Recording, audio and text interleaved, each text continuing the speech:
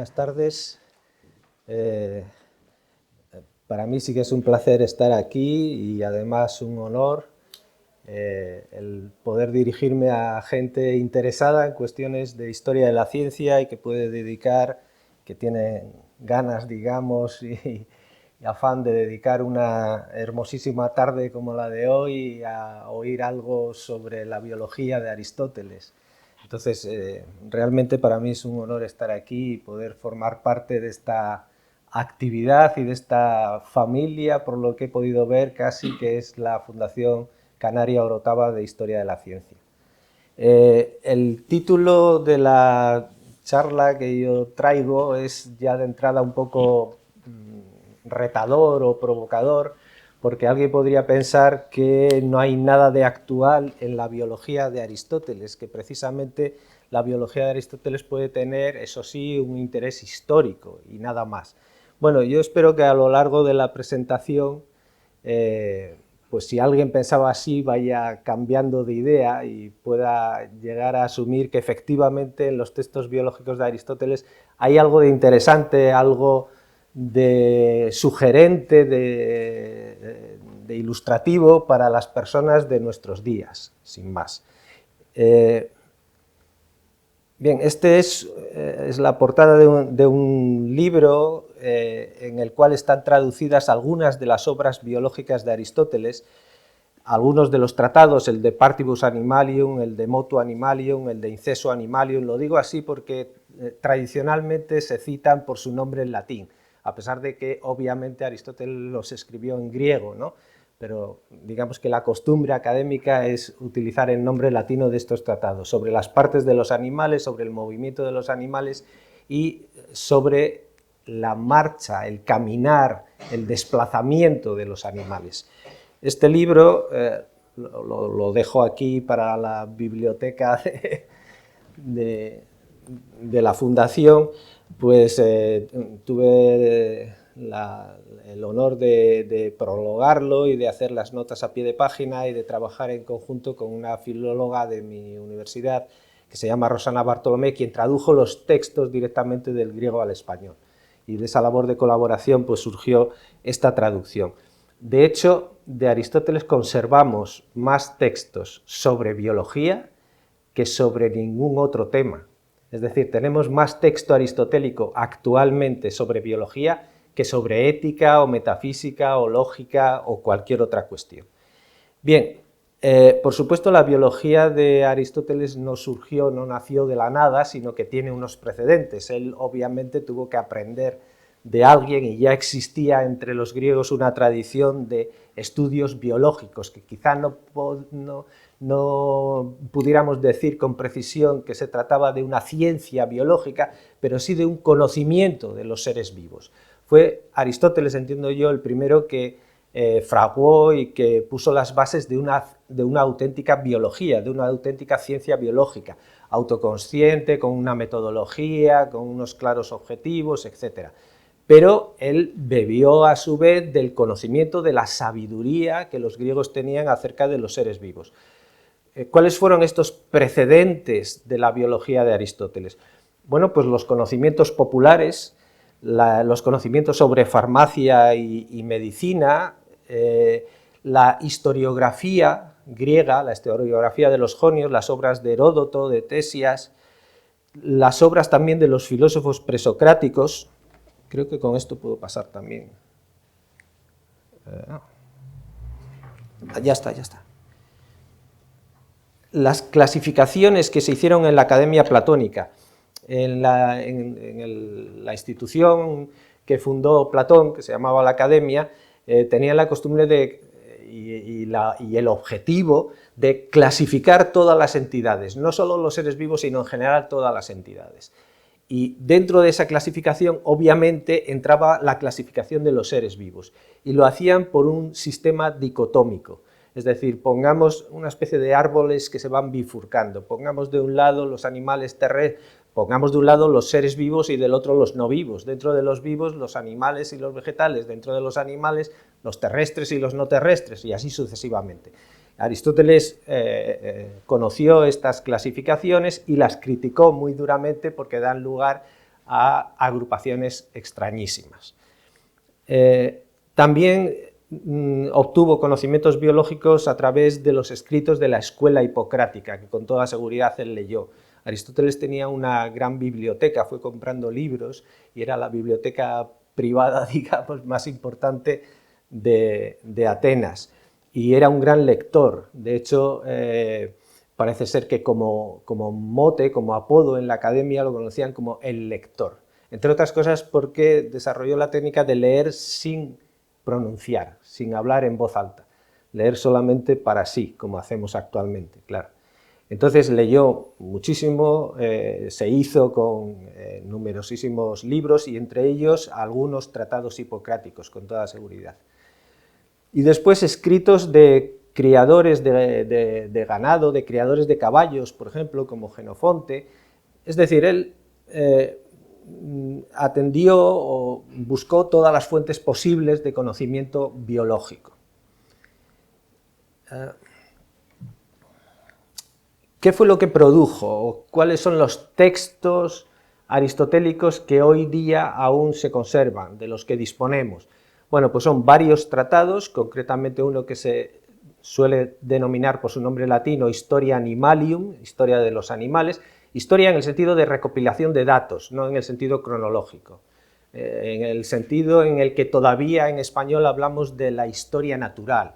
Bueno, pues en este sentido, Historia de los Animales, que es un tratado, vamos a abreviarlo como HA, es un tratado en 10 libros, la mayor parte de ellos de autoría aristotélica prácticamente segura, algunos de ellos parece que fueron añadidos posteriores, y en este tratado, que es bastante voluminoso, lo que hace Aristóteles es exponer las diferencias, porque es una biología que se hace sobre la base de diferencias, no de especies, es decir, en ningún lugar vamos a encontrar una entrada que ponga elefantes o delfines, después hablaremos de los delfines, o qué sé yo, cualquier tipo de insecto. Llegó a estudiar del orden de unas 500 especies, pero no por un orden que le llevase de una especie a otra, sino por un orden que le llevaba de una diferencia a otra, y una diferencia es un rasgo, una característica. Por ejemplo, el poseer espiráculo, como los delfines, el poseer vesícula biliar, eso es un rasgo, una característica. El ser herbívoro es un rasgo, una característica. El ser ovíparo, y así sucesivamente. Entonces, donde estudia la condición ovípara, pues estudia todos los animales que él conoce que tienen la condición ovípara. De modo que todos sus tratados biológicos están organizados por diferencias, por rasgos, por características, no por especies. Este ejercicio que vamos a hacer después de recoger todos los textos de Aristóteles que trataban sobre los delfines es un ejercicio que requiere el recorrido de toda la obra aristotélica, porque lo que él sabía sobre los delfines no lo escribió en un par de páginas o en un sitio concreto, sino que fue escribiendo sobre los delfines cuando hablaba del hábitat marino, cuando hablaba de la condición vivípara, cuando hablaba de la posesión de huesos en lugar de espinas, y así sucesivamente. Bien, el De Partibus Animalium es ya un tratado explicativo, no solo es una colección de diferencias o de rasgos, sino que trata de explicarlos. ¿Por qué? Es decir, ¿por qué, por ejemplo, los delfines tienen espiráculo, que les sirve para respirar? Bueno, yo ya he dicho que les sirve para respirar. Esto es una especie de función del espiráculo, es una causa final, es el para qué está ahí ese órgano. Y eso ya constituye una explicación. Es decir, según Aristóteles, explicar un rasgo, una característica, una diferencia de un animal implica mencionar las 4 causas. ¿De qué está hecho esa parte del organismo en concreto, la causa material? ¿Bajo qué fuerzas, qué energías movilizan las partes del animal para que se genere esa parte en concreto? La causa eficiente, la causa formal, que habla de la estructura de una parte concreta de un animal, y la causa final, que habla de su función. Entonces, el tratado sobre las partes de los animales, que es el que hemos traducido en ese libro. Hola, buenas tardes.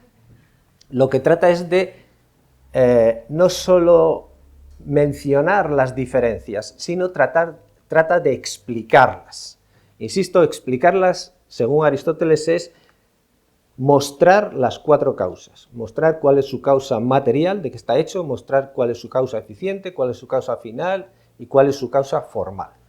En el mismo sentido, también de carácter explicativo, es el Tratado sobre la generación de los animales, donde habla de ciertas diferencias concretas, ciertos rasgos concretos, los que tienen que ver con la reproducción. Entonces, todo lo que tiene que ver con la reproducción los saca, los separa, lo pone en otro tratado. Tenemos el de las partes de los animales y el de la generación de los animales. Las partes que tienen que ver con la reproducción, los sistemas de reproducción, etc., están en el Tratado sobre la generación de los animales. Y uno podría preguntarse por qué esta duplicidad, y mi hipótesis es que tiene que ver con la causa final. Es decir, la causa final, la función de las partes de cualquier animal, por ejemplo, nosotros mismos, yo mismo que soy un animal, pues entonces, ¿cuál es la función, por ejemplo, de mi mano? ¿Cuál es la función de mi hígado? Pues trabajar para la supervivencia, para la vida, para realizar la vida de ese animal concreto. Entonces, la causa final es el propio animal, mientras que en las partes que intervienen en la reproducción y en los sistemas de reproducción, la causa final no es el propio animal, sino que es la prole, obviamente. Entonces, como hay esta diferencia importante en cuanto a la causa final, trata las partes anatómicas y no solo anatómicas, también morfológicas, también etológicas de los animales, en partes de los animales, y las que tienen que ver con la reproducción en la generación de los animales. El de Ánima, el Tratado sobre el Alma, en realidad es una biología general. Es decir, ¿qué es lo que diferencia a un ser vivo de uno que no lo sea? Pues que un ser vivo está animado, tiene alma, es decir, es capaz de realizar ciertas funciones: nutrición, desarrollo, crecimiento, reproducción. En el caso de todos los seres vivos, incluidas las plantas, en el caso de los animales, además de estas funciones, son capaces de percepción, de desplazamiento, de movimiento local, etc. En el caso de los seres humanos, nuestra alma es un poco más compleja y además de permitirnos la nutrición, el crecimiento, la reproducción, como las plantas, además de permitirnos la percepción y el movimiento local, el desplazamiento, como en los animales, nos permite también el pensamiento, el razonamiento, la voluntad, etc. Bien, entonces el Tratado sobre el Alma puede ser leído como una especie de biología general de Aristóteles. Y después tiene otros tratados más pequeños que son como artículos, este sobre de Incesu Animalium, sobre la marcha de los animales, cómo se desplazan. Unos saltan, otros corren, otros reptan, otros nadan, y entonces va describiendo todos esos movimientos. Como, por ejemplo, para desplazarse hace falta un punto de apoyo externo al propio animal, como la flexión de las patas es imprescindible para el desplazamiento, porque tienen que ir alternativamente moviendo y siendo movidas, entonces es imprescindible que haya un cierto movimiento de rotación en las articulaciones de las patas, etc. Los sistemas de natación, los sistemas de vuelo, todo esto lo estudia aquí. Y el de Motu Animalium, que es también un articulito breve, complejo, un poco enigmático, en el cual trata sobre el movimiento de los animales en términos generales, no solo sobre el desplazamiento, sino sobre el movimiento general, que incluye el crecimiento, y aquí a veces es interesante encontrar la causa final de ese movimiento, es decir, ¿por qué un animal cambia de lugar? ¿Por qué crece? ¿Por qué? ¿Para qué? El para qué. Y todo esto lo trata en el de Motu Animalium. Además de eso, hay una serie de tratados pequeños que se llaman Parva Naturalia, pequeños tratados de historia natural, de los cuales algunos tienen contenido biológico. Por ejemplo, alguno está dedicado a la respiración, otros al sueño. Bien, esto es lo que conservamos de Aristóteles sobre biología. Además de ello, se han perdido algunos tratados, algunos escritos, algunas obras, no solo escritos, sino también dibujos, biológicos de Aristóteles. Se ha perdido que sepamos un tratado sobre las plantas, un tratado sobre animales legendarios, que no es propiamente biología, claro está, pero como leía mucho y tal, pues decidió dedicar un tratado específico a los animales que no están en el medio natural, sino que están en la literatura y en la ficción. Y una serie de dibujos anatómicos, de planchas anatómicas, Nos consta que en la academia, en el liceo aristotélico, se diseccionaron animales, se dibujaron las partes de los animales, etcétera, y algunos tratados biológicos de Aristóteles, según los va leyendo uno, se va dando cuenta de que hay que leerlos con el dibujo al lado. Es decir, que no tiene mucho sentido si uno no ve al mismo tiempo la lámina, el dibujo que apoyaba el texto.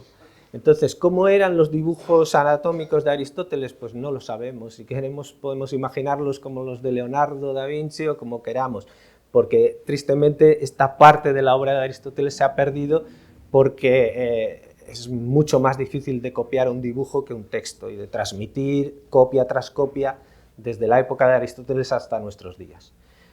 Bien, podríamos entrar en por qué se perdió el tratado aristotélico sobre las plantas, pero probablemente se perdió porque se dejó de copiar, y se dejó de copiar porque el propio Liceo produjo una botánica mejor que la de Aristóteles, que fue la de Teofrasto. Entonces, las obras botánicas de Teofrasto, que fue discípulo de Aristóteles y sucesor del mismo a la cabeza del Liceo, esas obras botánicas sí que se han conservado, y hoy día las podemos leer. Las de Aristóteles no, se han conservado las zoológicas, pero no las botánicas. Probablemente no por casualidad, sino porque era mejor la botánica de Teofrasto que la de Aristóteles. Bien, ¿qué métodos utilizó Aristóteles para hacer biología? Pues la observación, obviamente, trataba de mirar, de fijarse en todo el fenómeno biológico, en todos los seres vivos, en los animales, en las plantas, etc. Incluidas disecciones, o sea, nos consta, después leeremos algún texto donde claramente estamos viendo el informe de una sesión de disección. Hay un texto donde habla del ojo del topo, por ejemplo, y dice, si le quitamos la membrana, debajo aparece un ojo completo, pero es mucho más pequeño que el de un animal de su talla. Si abrimos este ojo pequeñito que aparece debajo de la membrana, bueno, está claramente relatando una sesión de disección. Es probable que él mismo o algunos de sus colaboradores pues, fuesen al puerto a comprar pues, delfines, por ejemplo, para diseccionarlos en el Liceo. Experimentación. ¿Hizo experimentos Aristóteles en biología? Bueno, no era su metodología más utilizada, pero algunos sí que hizo. Por ejemplo, hay un experimento muy bonito que está ya ideado en un tratado hipocrático, por eso probablemente Aristóteles leyó los tratados hipocráticos, uno que se llama Sobre la naturaleza del niño, y ese tratado que trata de embriología, pues dice que uno puede hacerse cargo de cómo se desarrolla, por ejemplo, un pollito, tomando 20 y tantos huevos de gallina puestos el mismo día, y dejando que se vayan incubando, y entonces uno va abriendo uno cada día. Y si vamos abriendo uno cada día, lo que obtenemos es una especie de película, es decir, la secuencia de todo el desarrollo del pollito. En el tratado hipocrático se dice esto y no se dice nada más, después no se dice qué es lo que se ve cuando se va abriendo un huevo cada día. Mientras que en la Historia de los animales de Aristóteles está detalladísimo todo lo que se observa cuando uno abre el huevo el primer día, el segundo, el tercero. A partir de ahí se observa una pequeña mancha roja en la yema que él interpreta como el origen del corazón, después unas ramificaciones, después en cierto día el pollito ya está formado, pero la cabeza es mucho más grande que el resto y los ojos son más grandes que la cabeza, dice, y si uno abre uno de esos ojos se encuentra con que, es decir, que claramente hizo ese experimento. Es obvio, si uno lee el texto está clarísimo que lo hizo. Es decir, fue abriendo cada día uno o varios huevos de gallina puestos en cierto día y entonces fue siguiendo toda la secuencia del desarrollo. Bien, después, por supuesto, gran parte de su información procede de lecturas de tratados veterinarios, médicos sobre la cría de animales, tratados de caza, de agricultura, farmacopea, tratados de los filósofos presocráticos, libros de viajes, periplos, que se llamaban entonces, los libros estos que cartografían una costa. Bien, por ejemplo, hay un marino cartaginés que se llama Janón de Cartago, que en uno de estos periplos cuenta que vio en la costa de África unos seres muy extraños, los describe y por la descripción parece ser que eran gorilas, ¿no? Bueno, entonces en estos periplos que hacían los marinos para saber dónde había puertos y dónde podían resguardarse, también describían la flora y la fauna que se iban encontrando. y Aristóteles probablemente leyó algunos de ellos. Informes de marinos, de pescadores, de veterinarios, de criadores. Después en los textos que vamos a leer oiremos clarísimamente el eco de estas conversaciones. Es decir, cómo Aristóteles hablaba con los marinos, con los pescadores, cómo iba al puerto y charlaba con la gente y le preguntaba y le decía, bueno, pues tú has visto, qué sé yo, pues delfines en el mar, ¿y qué hacen? ¿Y cómo tal? Ese eco de esas conversaciones, de esas charlas, lo oiremos claramente leyendo algunos de los textos que vienen a continuación. ¿Qué teorías formuló Aristóteles? Bueno, la teoría más genérica es la de las 4 causas. Hay que alegar 4 causas para explicar cualquier cosa. La causa formal, final, eficiente y material. El caso paradigmático es el artefacto, es decir, ¿cuál es la causa material de este aparato? Pues el plástico. ¿Cuál es la causa eficiente? Pues la persona que lo ensambló. ¿Cuál es la causa formal? Pues su estructura. ¿Cuál es la causa final? Pues que sirve para pasar diapositivas de una en una, ¿no? Bueno, eso en un aparato está muy claro y por eso se toma como caso paradigmático. Ahora, cuando lo trasladamos a los seres vivos, resulta que la causa material, final, formal, eficiente, son todas el propio ser vivo. Es decir, ¿cuál es la causa material de un animal? Pues su composición material. La causa eficiente son las fuerzas que él mismo es capaz de gestionar a través de los nutrientes, etc. ¿Cuál es la causa formal? Pues la estructura del propio animal. Y la causa final es la vida de ese animal. Entonces, lo primero que tiene que hacer Aristóteles es adaptar ese modelo de las 4 causas. Al llevarlo a la biología tiene que decir que, ojo, que estas 4 causas, en el caso de los artefactos, quedan separadas.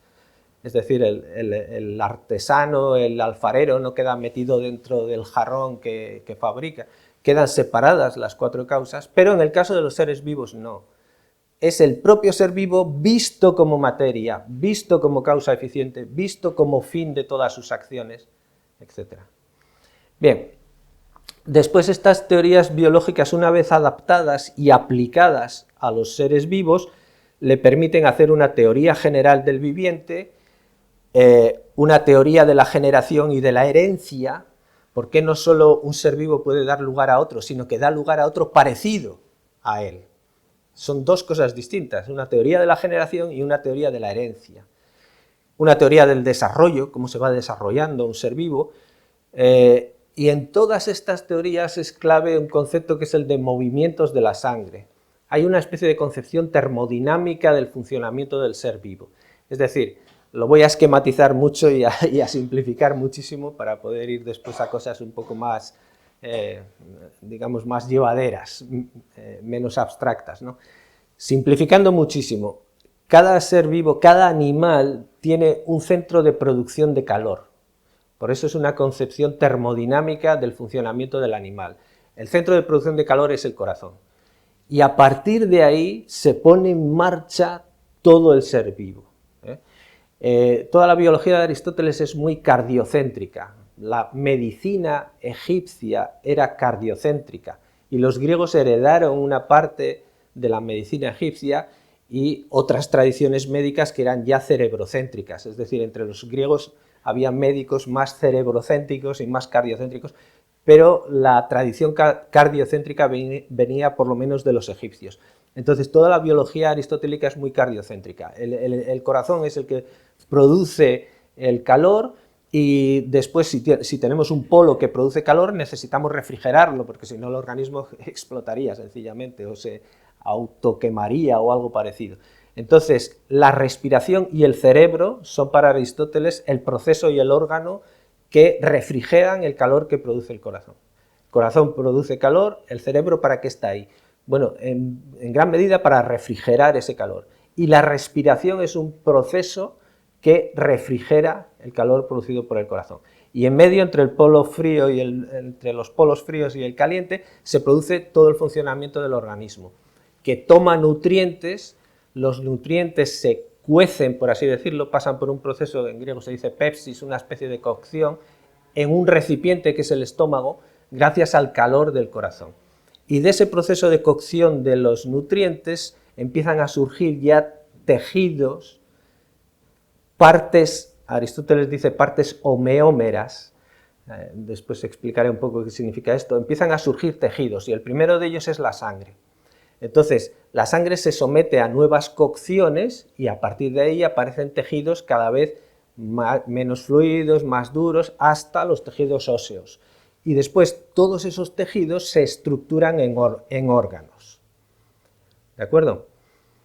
Ahora bien, una parte de esos residuos de los sucesivos procesos de cocción de los nutrientes acaban siendo los residuos seminales, los que intervienen en la reproducción. Y resulta que esos residuos conservan los movimientos de la sangre, los mismos movimientos de la sangre del individuo que los produjo. Y al mezclarse con los residuos seminales de otro individuo en la reproducción sexual, resulta que se combinan los movimientos de la sangre de uno y de otro y dan lugar a un nuevo ser vivo, a un nuevo animal que tiene su propia configuración de movimientos de la sangre que le permite asimilar nutrientes. Este es el ciclo de la vida, digamos, en términos aristotélicos, muy simplificado y muy concentrado, pero creo que es suficiente como para que os hagáis una idea de lo que él pensaba que era el funcionamiento del organismo y la importancia que tiene esta idea de movimientos de la sangre, que ejercía funciones parecidas a las que para nosotros ejercen los genes, ¿no?, que permiten la reproducción con herencia, por un lado, y permiten la asimilación de nutrientes. Asimilar es algo filosóficamente muy difícil de entender, que yo me como una manzana, que es algo que está ahí fuera y que no forma parte de mí, y lo asimilo, lo hago similar a mí, lo hago sí mismo. Bueno, el transformar una manzana en una parte de mi organismo implica que haya toda una serie de estructuras. Nosotros pensamos que son de carácter, en el fondo, genético. Aristóteles pensaba que eran estos movimientos de la sangre. Bien, y después desarrolla otras teorías ya en otro plano, digamos, de la percepción y del movimiento de los animales. Y a partir de ahí, teorías éticas acerca del bien y del mal, pero entonces ya nos estamos yendo a la filosofía de lo humano, ¿de acuerdo? Todo esto es un recorrido, por así decirlo, excesivamente despegado de los propios textos de Aristóteles, y yo cuando cuento esto, cuando se lo cuento a mis alumnos, siempre tengo la sensación de que no consigo transmitir el tenor, el cariz, el sonido, la música de la biología de Aristóteles, y que la única forma de transmitirlo es yéndose directamente a sus textos. Claro, como disponemos de tanto material, pues hay que seleccionar. Yo, por hacer, digamos, un ejercicio de ejemplificación, pues he seleccionado lo que dice Aristóteles sobre los delfines, a lo largo de toda su obra biológica. Y espero que leyéndolo podáis captar cuál es la música, cuál es el tenor de la biología aristotélica, cómo él, por un lado, está muy pendiente de los matices, de los detalles, de describir con precisión un órgano o un comportamiento, pero por otro lado pone mucha empatía, mucho asombro, mucho interés por cada individuo, por cada animal concreto. Es decir, hay textos en los cuales muestra incluso compasión hacia los animales. No es una observación completamente fría y desinteresada del mundo animal, sino que es la observación de alguien que se ha sentido asombrado, que se ha sentido conmovido y que en algunos casos se ha sentido emocionado por lo que veía. Dice, en todos los animales hay algo de hermoso, hay algo de belleza, si uno sabe captar la funcionalidad, si uno sabe captar el para qué de las cosas. Por ejemplo, él escribe un texto que son quizá el texto mejor escrito por Aristóteles, porque en general la escritura de Aristóteles es muy esquemática, son más bien apuntes hechos para sus clases, no conservamos un texto fluido y literario suyo, pero hay una parte, en partes de los animales, que sí que está muy bien redactada y que se ve claramente que era una especie de escrito de propaganda para que la gente se animase a estudiar biología. Y entonces le decía a los jóvenes, uno puede sentir repugnancia ante los insectos o ante las partes de los animales y tal, pero en todas ellas hay algo de hermoso, hay belleza, si uno entiende la funcionalidad. Entonces, el ver los pulmones de un delfín, por ejemplo, puede ser algo maravilloso si uno entiende para qué están ahí, qué función hacen y cómo encajan dentro de la vida del animal y de su entorno ecológico. ¿De acuerdo? Entiendo que eso es muy difícil de transmitir indirectamente, hablando yo sobre ello, y entonces prefiero dar la voz directamente a Aristóteles para que podáis apreciar este tono, este aspecto, digamos, de color de la biología aristotélica. Voy resumiendo porque hay mucho texto y voy solo a la parte esencial de cada párrafo. Dice, el delfín es de todos los animales el que posee una organización más notable y con él otros seres parecidos, los cetáceos. Se comportan de la misma manera como la ballena. Está relacionando a los delfines con las ballenas. Inmediatamente aquí no hay una intención clasificatoria, no está clasificando, pero nosotros ya vemos que entiende que los delfines son algo parecido a las ballenas, mucho más que a los tiburones, por ejemplo. Dice, no es fácil colocar a cada uno de estos animales únicamente entre acuáticos o terrestres, es decir, no hay una obsesión clasificatoria, porque es muy difícil clasificar definitivamente y de modo cerrado a cada animal dentro de una cuadrícula. Empezamos a estudiar el delfín y resulta que vive en el mar, pues como los tiburones, etcétera, pero después resulta que hace cosas parecidas a los demás mamíferos, a lo que entonces se llamaban cuadrúpedos terrestres, cuadrúpedos vivíparos terrestres, ¿no? El delfín tiene una forma de vida pues parecida pues, a un caballo, a un perro, en ciertos aspectos se parece, y entonces no es fácil acabar de ubicarlo, de colocarlo dentro de una casilla, y quizá eso no es lo importante. Lo importante más que clasificarlo es entender cómo vive, entender su forma de vida. El concepto de forma de vida aquí es crucial. Algunos peces son únicamente carnívoros, como el delfín, pero después veremos que obviamente para Aristóteles los delfines no son peces, o no los clasifica dentro de los peces. Los órganos genitales de los machos son ya externos, como los del hombre, el caballo y aquí vemos claramente cómo se organiza por diferencias. Está hablando de los órganos genitales, no está hablando del delfín. Y entonces dice que algunos son externos, como en el hombre, el caballo y otros muchos, o internos, como los del delfín. Obviamente esto implica un trabajo de disección anatómico para conocer este dato. Todos los vivíparos tienen los testículos en la parte delantera, etc. Pero algunos, como el delfín, lo tienen en el extremo del abdomen y no tienen conducto, sino un órgano genital que va de los testículos hacia afuera. Así el delfín es vivíparo y tiene por ello dos mamas, no en la parte superior del cuerpo, sino cerca de los órganos genitales. Sin embargo, no tiene pezones visibles como los cuadrúpedos, es decir, como el resto de los cuadrúpedos, nosotros diríamos como el resto de los mamíferos. No tiene pezones, sino dos especies de canales, una a cada lado, por donde fluye la leche. Y esto es una observación, digamos, de una finura y de una complejidad. Después os mostraré alguna fotografía en la cual una cría de delfín está mamando y se ve que la descripción es perfectamente correcta, es decir, la hembra no tiene pezones, sino que tiene dos canales por los que fluye la leche. Los animales que tienen leche y la tienen en las mamas y tienen mamas, todos son vivíparos interna y externamente. Aquí lo que está diciendo es que los delfines no son como los tiburones, hay algunos celáceos, algunos tiburones, que parece que paren, pero en realidad lo que hacen es una incubación interna, es decir, generan un huevo, lo incuban internamente y cuando el huevo está acabado de incubar, entonces la cría nace, sale. Esos no son auténticos vivíparos, sino que son ovovivíparos. No tienen útero, no tienen placenta, etc. En el caso del delfín sí, dice, es un vivíparo completo, es decir, no es que mantenga un huevo interiormente y que lo incube y que después nazca la cría, sino que tiene útero, tiene placenta, etc. Todos los que tienen mamas y producen leche son vivíparos completos. Bien. El delfín no posee vesícula biliar y sobre esto os contaré una anécdota, si es que no me estoy yendo ya del tiempo.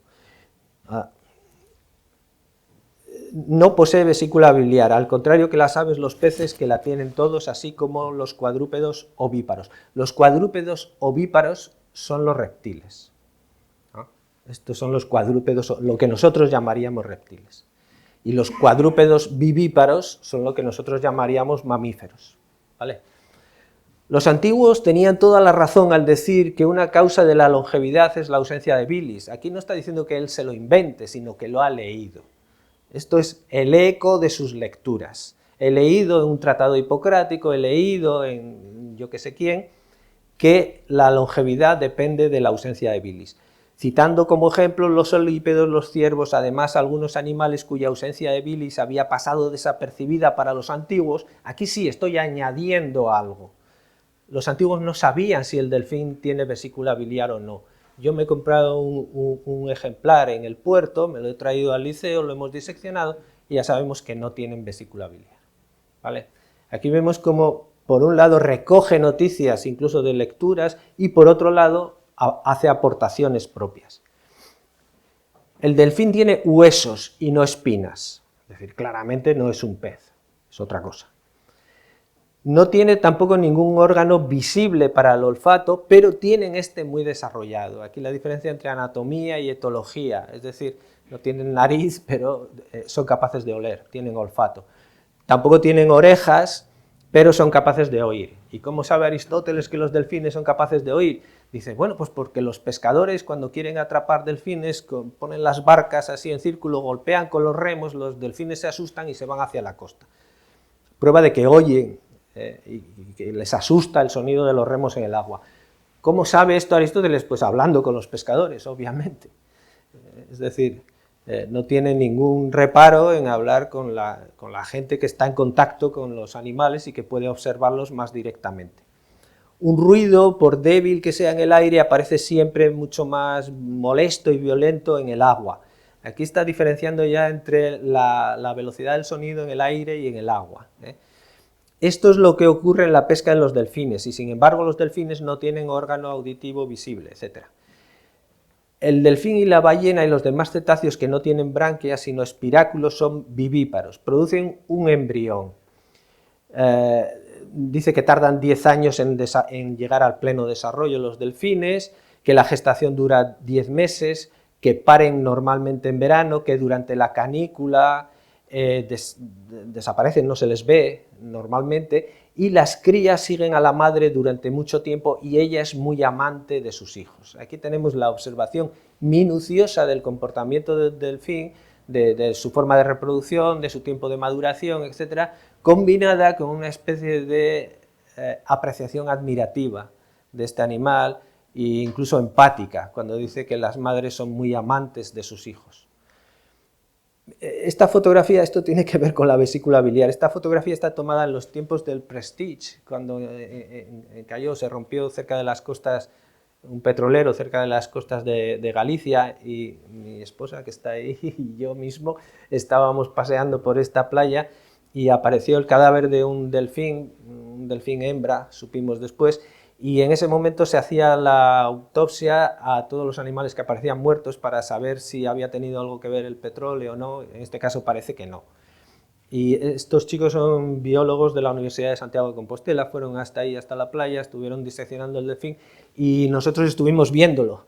Y realmente si uno sabe lo que están sacando, cuáles son los órganos, etcétera, pues hay cierta belleza en ello.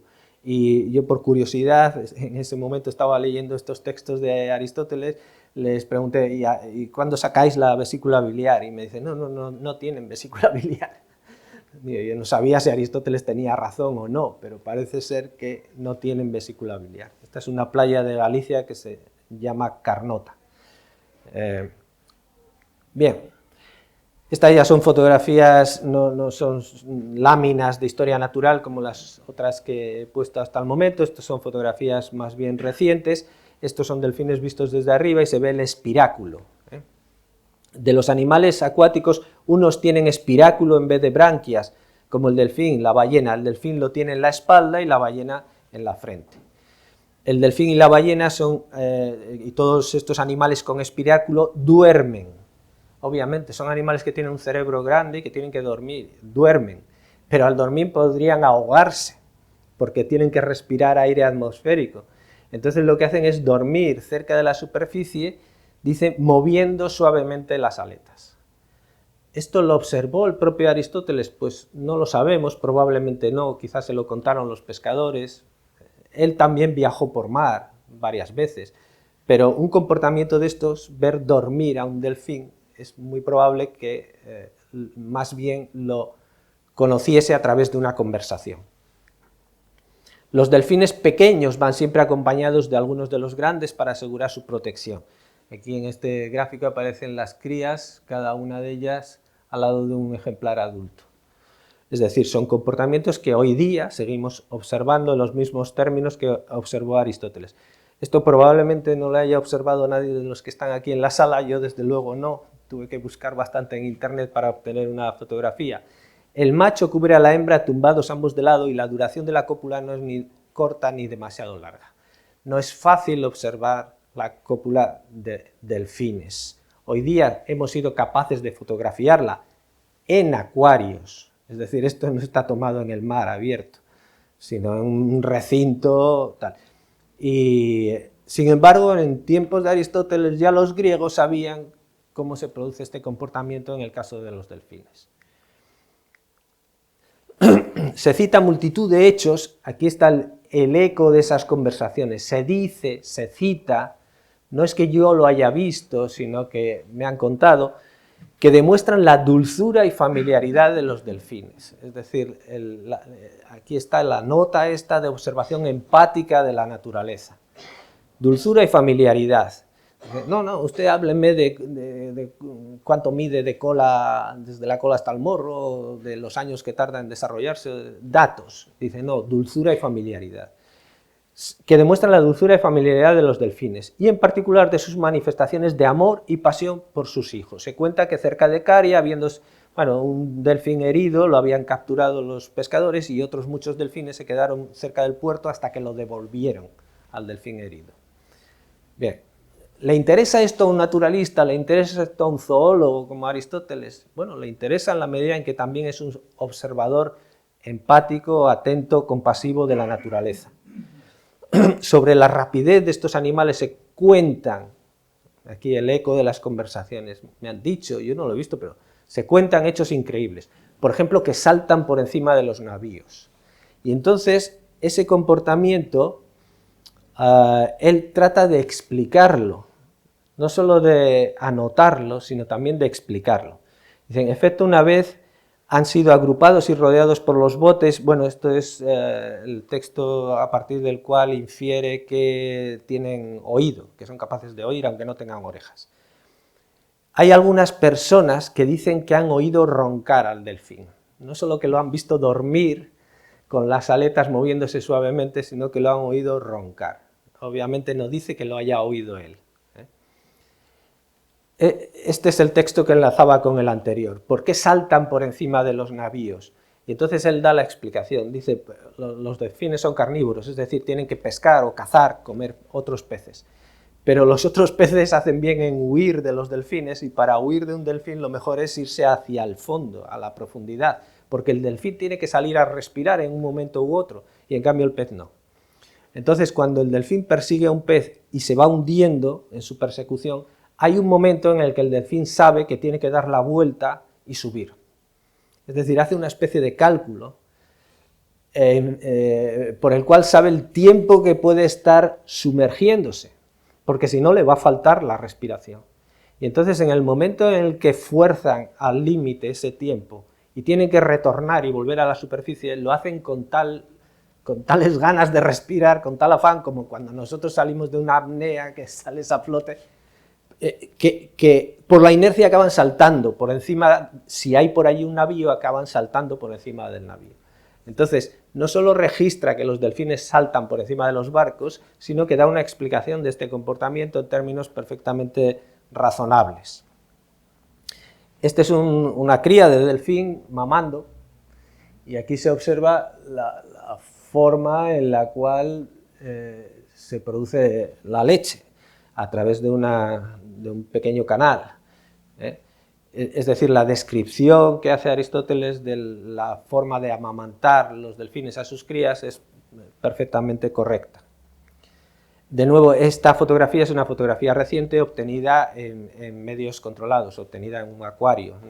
No hemos sido capaces de tener fotografías de delfines amamantando a sus crías en medios salvajes. Las crías maman nadando al lado de la madre. Y esto ha sido claramente observado por algunos. Y el claramente también es importante. Es decir, hay quien me ha dicho que claramente ha observado esto. No que cree que no sé qué. Yo no lo he visto, me lo han contado, lo relato. El delfín suele tener la mayoría de las veces una sola cría, pero a veces hasta dos.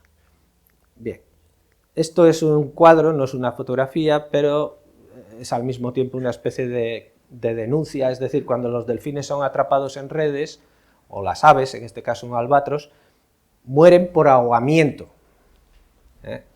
Y esto lo tenía constatado Aristóteles, por supuesto. Dice después vamos a ver el texto que se refiere a este cuadro. En el mar que se extiende de Cirene a Egipto se encuentra alrededor del delfín un pez llamado piojo, y esto ya es una observación más bien ecológica. Es decir, aquí ya va más allá de los propios delfines y trata de ver la relación ecológica con otros animales.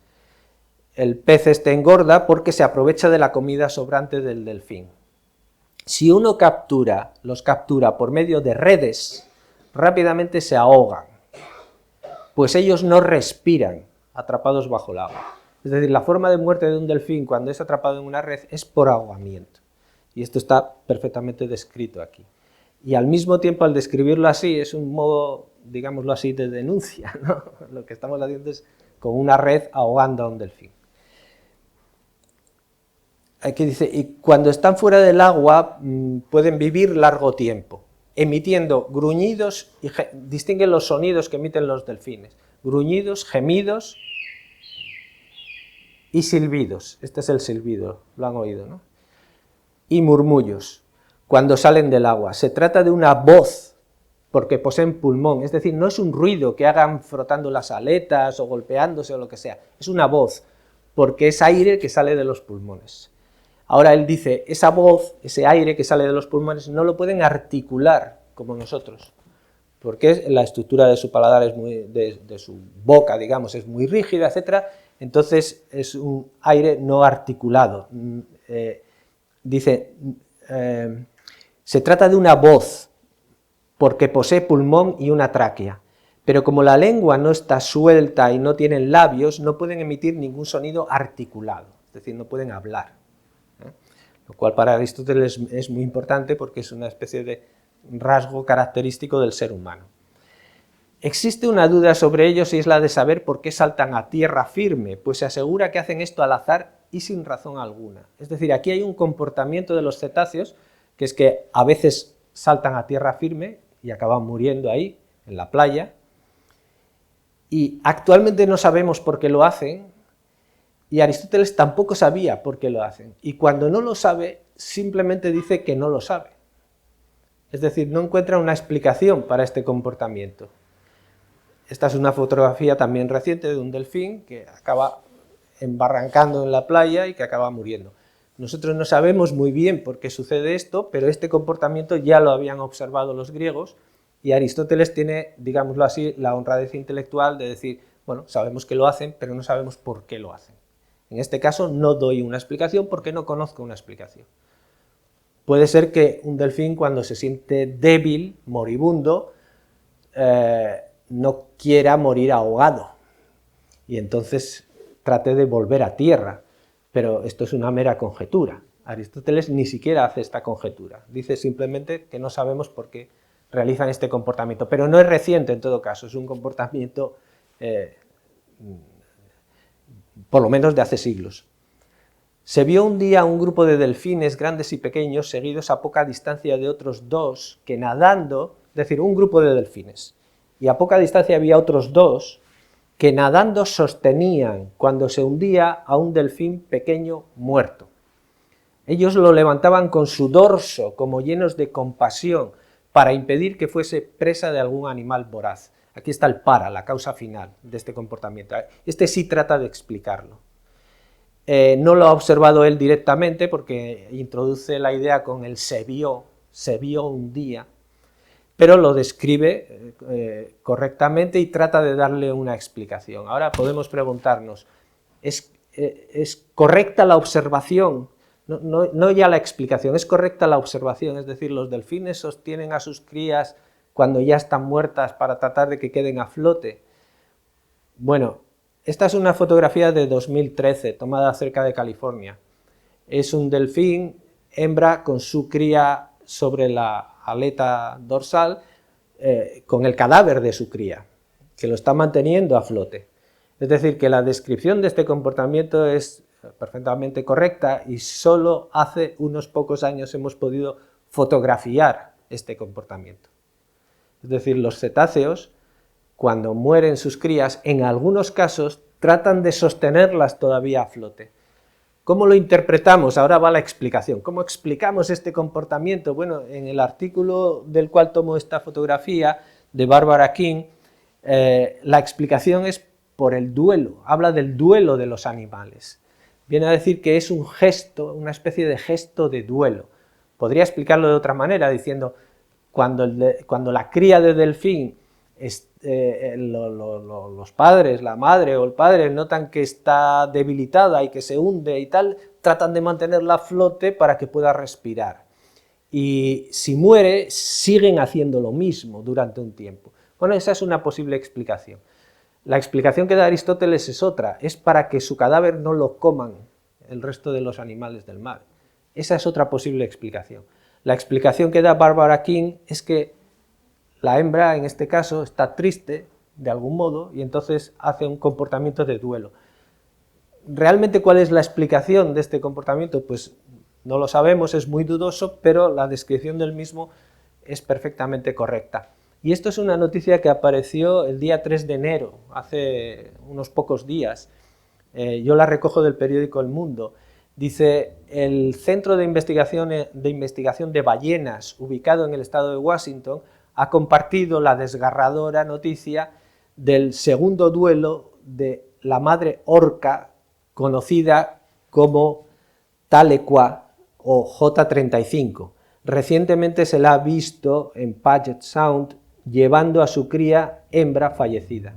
Es decir, esto se ha observado hace unas pocas semanas cerca del estado de Washington en un centro de observación de ballenas, que una orca, no un delfín, pero una orca, que no dejan de ser primos, digamos, realiza exactamente el mismo comportamiento, y no una vez, sino dos veces. En 2018 se vio a ese mismo ejemplar haciendo lo mismo, manteniendo a una cría que había fallecido durante días a flote.